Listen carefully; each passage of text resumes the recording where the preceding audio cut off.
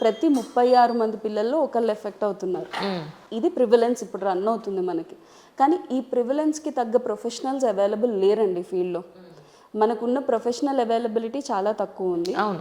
పిల్లల రేషియో పెరుగుతూ ఉంది డే బై డే. సో ఈ మిస్ మ్యాచ్ వల్ల ఏమవుతుందంటే చాలా సెంటర్స్ మాల్ ప్రాక్టీసెస్ చేస్తున్నారు, అనెథికల్ ప్రాక్టీసెస్ చేస్తున్నారు. ఇప్పుడు వాళ్ళకి ఏ అవగాహన ఉండదు, దే ఆర్ నాట్ ప్రొఫెషనల్స్. ఇప్పుడు ప్రొఫెషనల్ డిగ్రీ తీసుకున్నారు, ఇప్పుడు స్పీచ్ థెరపీ చేస్తున్నారంటే either they should be certified BASLP or MASLP. ప్రొఫెషనల్గా వాళ్ళు పాస్ అయి రావాలి, లేదా BOT MOT ఆక్యుపేషనల్ థెరపిస్ట్ అయి ఉండాలి, లేకపోతే behaviour therapy background, clinical psychology background నుంచి వచ్చి ఉండాలి.